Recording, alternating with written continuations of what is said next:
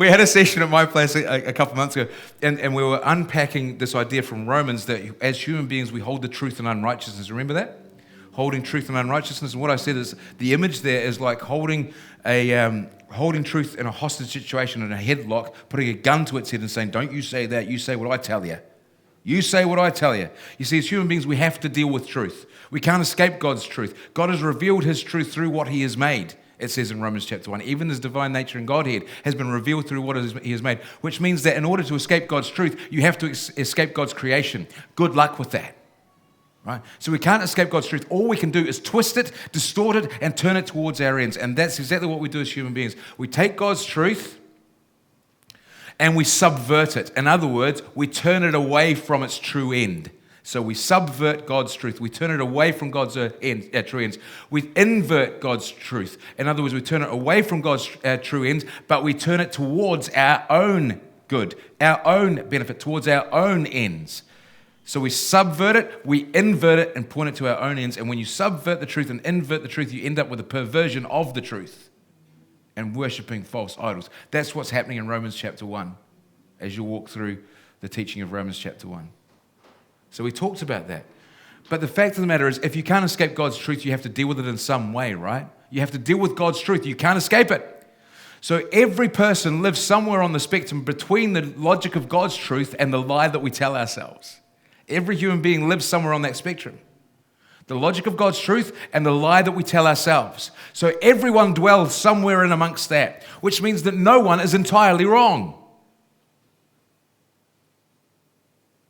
Did you follow that? Did you follow that? Did that make sense? See, I'm asking you because this is going to be a very long session if you don't respond. You know, I have no problem with that. I could talk for days. No problem. You know that. I know that. Right. So does that make sense? Right. So every human being falls somewhere between the logic of God's truth and the lie that we tell ourselves. Everyone lives somewhere in between those 2 points, which means that no one is entirely wrong because they still hold God's truth somewhere. Follow? It may be twisted, it may be distorted, it may be turned away from God's true ends and turned towards our ends, but it's still God's truth. And so one of the keys to reaching the culture in which we live today is finding the value points that they hold that sit very much in line with the reality of God's truth. That's common ground, folk. That's the common ground that we all hold, you see. Still with me?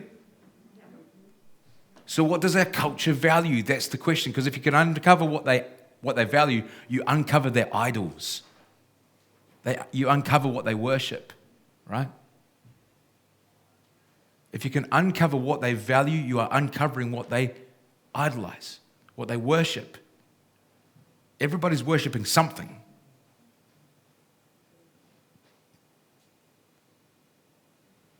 So to uncover that, you have to unpack what it is that they value, what it is they're pursuing, what it is that they think is good, and what it is that they hold to be true and right. What it is they're pursuing, what it is they're sacrificing their time, their energy, their talents, their relationships for. What their view of the best possible outcome could be. The very best end is. Right? That's their vision of heaven. And what the very worst thing that could ever possibly happen to them would be. And usually that's a removal of the very best thing, right? So that's just the opposite. That's their version of hell. So when you start finding the things that they value and the things that they're pursuing, you are finding their idols, what they worship, what they're willing to sacrifice their time, energy, resource, and talents for, and their relationships, I might add.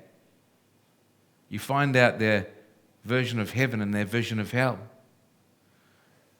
And you can speak to that. You know, Paul, as he heads up to Mars Hill in Acts chapter 17, the first thing we're told in Acts chapter 17 is that Paul spends some time wandering the city.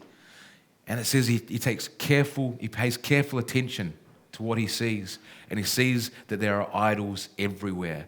And so when he speaks to the people on Mars Hill, he says, I see that you are very religious. Yeah?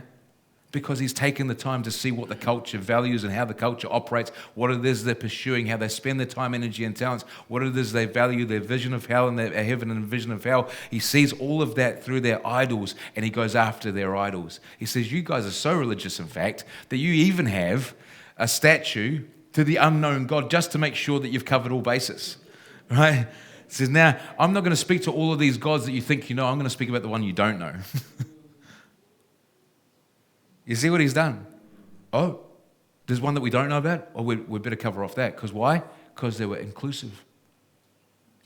They didn't want to exclude any gods. They didn't want to miss anyone out because that would be offensive to everybody. So they wanted to be inclusive in their approach. You've missed this idol here, this one, the unknown God. So that one I'm going to tell you about. Oh, okay. Well, we better hear about this unknown God then. Tell us more, Paul. That's what I was attempting to do yesterday. Because what does the culture value? Love is love, right? Love. Now, of course, it's not God's vision of love. It's their own vision of love. It's a subverted, an inverted, and a perverted vision of love. One that's about me and filling my needs and my own emotional, stuff. Not about self-sacrificial, pouring oneself out for someone else kind of love. It's about me being filled, not an emptying myself. But it's there. It's subverted, it's inverted, it's perverted, but it's there. Now, how do you ground the idea of love in an atheistic worldview? You don't. We've gone through that. I refer you back to the sermon on reality is relational, etc., etc. You can't ground love in an atheistic worldview. It makes no sense. All there is chemical reactions, and chemical reactions to drive the procreation, the spreading of the selfish gene. It says it right there in the word, right? The selfish gene. It's right there. That's not love, that's lust. That's lust, it's not love. Those two things are different. So how do you ground it? How do you ground love in an atheistic worldview? You can't. You just can't.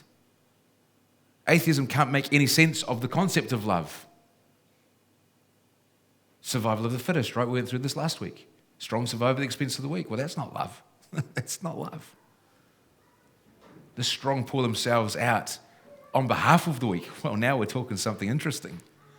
God, the strongest of all, enters into human history on behalf of those who are weak, that's you and me, pours himself out, sacrifices himself.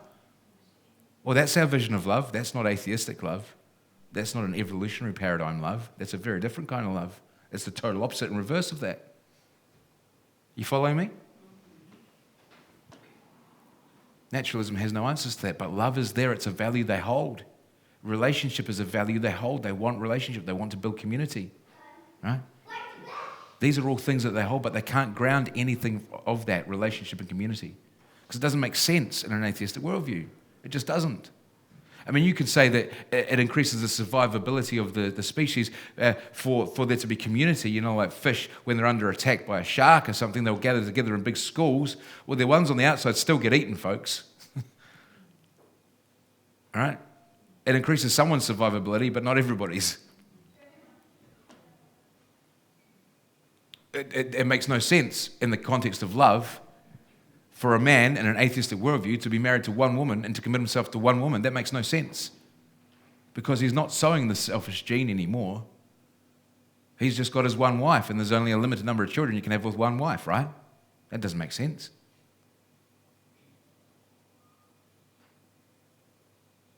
It might make sense for the women to gather together and like a group of fish, but women are vulnerable.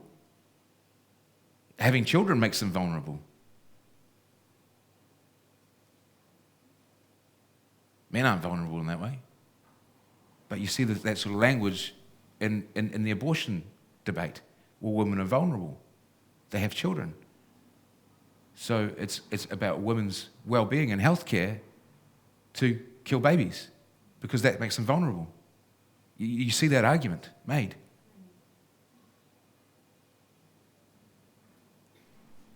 complete reversal. Do you see that? But it's there. The value is there. It's subverted, it's inverted, it's perverted, but it's still there. The community and relationship, they want to build community, they want to build relationship, but there's no grounding for it, no making sense of it within the worldview. That's why I started there. Reality is relational because God is a relational being. God exists as an eternal relationship of persons. The Father, the Son, and the Holy Spirit exists as an eternal relationship. Before anything came to exist, there was an eternal, loving relationship of persons. And we as human beings have been made for relationship with that God, to relate to him, made in his image and likeness, to reflect his character and nature, that of love, to God, to each other, and to all of creation. Why did I say that? Well, because it's biblical, for one, because it's another value. Creation care, green egalitarianism, climate change, all that sort of stuff. You Christians don't care about that. Actually, it makes no sense for you to care about it. It makes sense that I care about it. Do you see that? So you see why I started where I did? Because I wanted to appeal to their values. I wanted to appeal to their idols. But implicitly to say, there is no way for you to ground these things in your worldview. There is a very reasonable, very rational, and logical reason to ground them within a Christian one.